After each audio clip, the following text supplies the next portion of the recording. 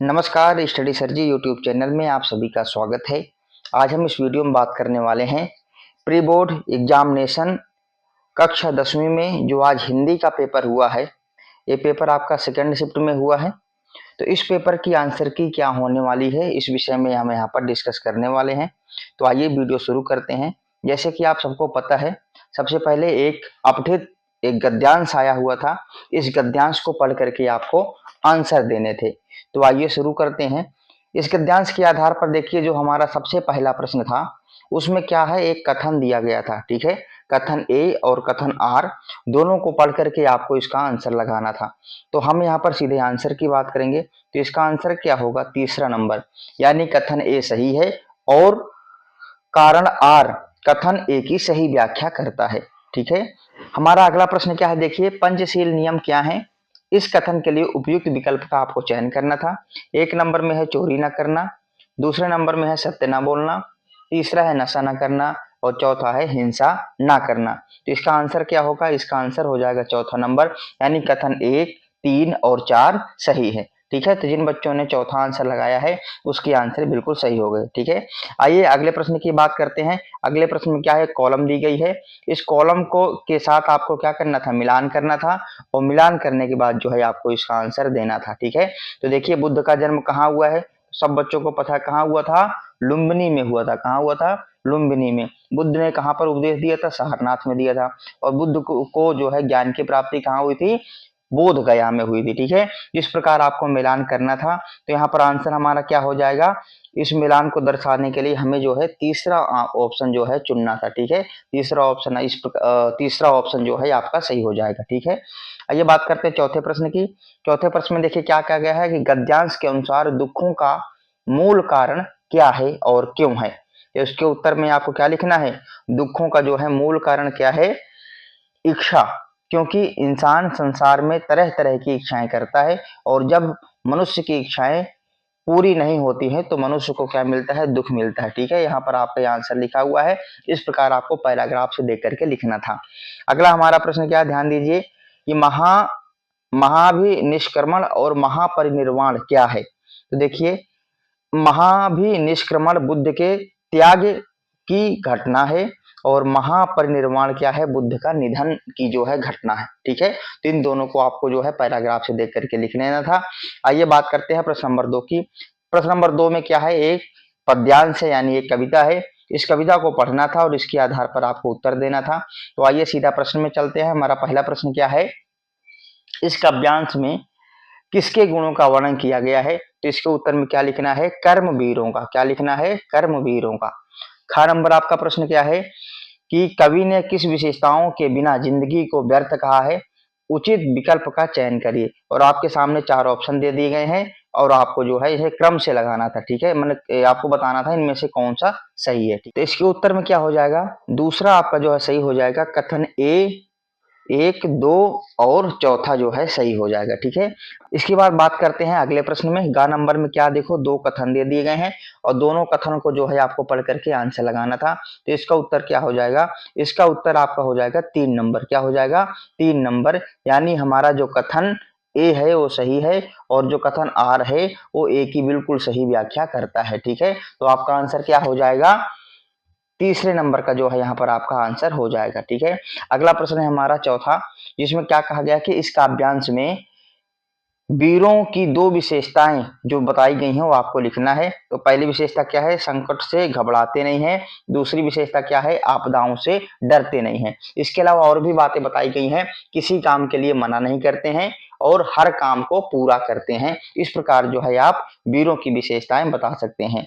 अगला आपका प्रश्न क्या है, अगला हमारा प्रश्न क्या है, देखिए ध्यान से, काव्यांश के अनुसार कर्मवीरों का किस बात से कोई लेना देना नहीं होता और क्यों।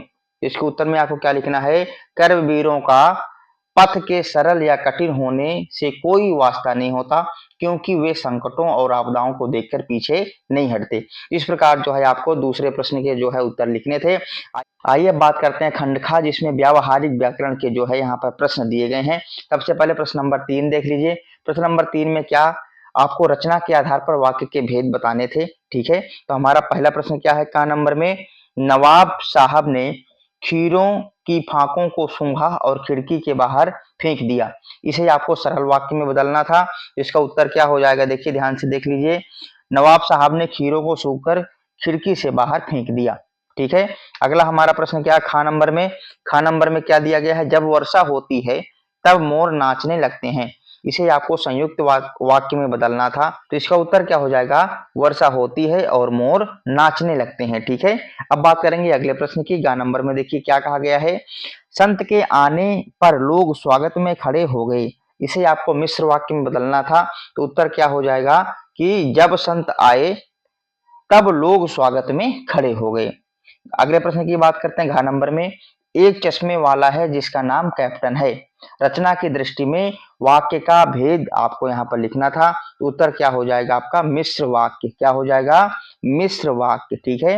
अंग नंबर देखिए, वह रीढ़ अंदर से पोली होती है जिसके सहारे शहनाई को फूंका जाता है। इसे आश्रित उपवाक्य छांट करके उसका भेद लिखिए। तो यहाँ पर देखिए आश्रित आश्रित जो है आपका भेद यहाँ पर क्या हो जाएगा, जिसके सहारे शहनाई को फूंका जाता है, क्रिया विशेषण आश्रित वाक्य, ठीक है। इस प्रकार आप यहाँ पर इसका भेद लिखेंगे। आइए अब बात करते हैं अगले प्रश्न के, प्रश्न संख्या 4। आप ध्यान से देखिए, प्रश्न संख्या 4 में क्या है, वाच्य के आधार पर आपको प्रश्नों का उत्तर देना था। इसमें हमारा पहला प्रश्न क्या है, नवाब साहब द्वारा खीरा काटा गया। इसे आपको कर्तृवाच्य में बदलना था।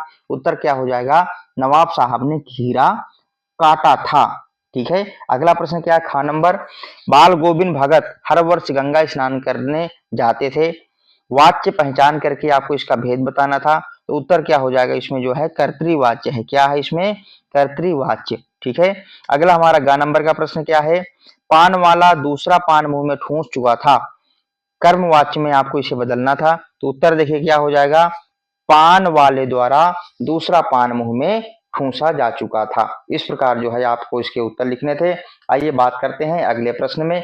अगला प्रश्न जो कि हमारा क्या है, पक्षी आकाश में उड़ते हैं। इसे आपको भाववाच्य में बदलना था। उत्तर क्या हो जाएगा, पक्षियों से आकाश में उड़ा जाता है। अगला प्रश्न क्या है, कर्ता की प्रधानता वाले वाक्य में कौन सा वाच्य होता है। तो बड़ा ही आसान सा प्रश्न था, उसमें कौन सा वाच्य हो जाता है, कर्तृवाच्य, ठीक है। यानी जिस वाच्य में कर्ता की प्रधानता होती है उसे कर्तृवाच्य कहते हैं। अब बात करते हैं अगले प्रश्न यानी प्रश्न संख्या 5। प्रश्न संख्या 5 में देखिए क्या कहा गया है कि पद परिचय पर आधारित 5 वाक्यों में से किन्हीं 4 प्रश्नों का यहाँ पर आपको उत्तर देना था, ठीक है। तो का नंबर में क्या है, पहला, बिस्मिल्लाह खां मंगल ध्वनि के नायक थे, ठीक है। तो यहाँ पर पद परिचय बताना है। तो क्या है, ये आपका जो है व्यक्तिवाचक संज्ञा है, एक वचन और पुल्लिंग कर्ता कारक है यहाँ पर, ठीक है। आगे देखिए, लेखिका के पिताजी क्रोधी स्वभाव के थे। तो क्रोधी का पद परिचय क्या हो जाएगा, ये तो गुणवाचक विशेषण है, एक वचन है, पुल्लिंग है और पिताजी विशेष का क्या है, विशेषण है, ठीक है। आगे आपको क्या बताना था, खिलते हैं। तो खिलते हैं जब पद परिचय बताओगे तो क्या होगा, सकर्मक क्रिया है यहाँ पर, बहुवचन है, पुल्लिंग है और वर्तमान काल कर्तृवाच्य में यहाँ पर प्रयोग है, ठीक है। आगे देखिए अगला क्या है, मैं शब्द का पद परिचय बताना था। तो उत्तम पुरुष वाचक सर्वनाम है, एक वचन और कर्ता कारक है, ठीक है। आगे देखिए डिमक डिमक, इसकी आपको जो है पद परिचय जब बताओगे तो क्या हो जाएगा, क्रिया की विशेषता है और बजना, ठीक है। किया है, क्रिया की एक प्रकार की विशेषता है, ठीक है। आगे देखिए प्रश्न संख्या 6 की बात करते हैं। यहाँ पर आपको क्या करना है, अलंकार बताना था। तो का नंबर में कौन सा अलंकार है, का नंबर में जो अलंकार है वो है मानवीकरण। खा नंबर में अलंकार क्या है, उपमा अलंकार। ग नंबर में यहाँ पर अलंकार क्या है, रूपक अलंकार। घ नंबर में जो अलंकार है आपका अतिशयोक्ति अलंकार। और आखिरी जो प्रश्न है उसमें कौन सा अलंकार है, उसमें है उत्प्रेक्षा अलंकार। तो इस प्रकार आपने प्रश्न 6 भी कर लिया है। अब आइए प्रश्न संख्या 7 जिसमें हम यहाँ पर चर्चा करने वाले हैं। प्रश्न संख्या 7 क्या है, एक पैराग्राफ जो कि आपके पाठ्य पुस्तक से लिया गया है, इसको आपको पढ़ना था और इसके आधार पर जो है आपको क्या करना था, उत्तर देना था। तो जिसमें जो पहला हमारा प्रश्न है, का नंबर में चौराहे पर रुकना नहीं, पान आगे कहीं खा लेंगे, यह कथन किसके द्वारा कहा गया है। इसके उत्तर में आपको क्या लिखोगे, हवलदार ने ड्राइवर से बात कही थी। तो दूसरा नंबर जो हमारा है वो आंसर बिल्कुल सही हो जाएगा। अगला प्रश्न क्या है, हवलदार साहब दुखी क्यों हो गए? सही विकल्प का आपको चयन करना था। यहाँ पर 4 ऑप्शन दिए गए हैं, उनमें से आपको जो है आंसर ढूंढना था। तो मैं यहाँ पर सीधे आंसर की चर्चा करता हूँ।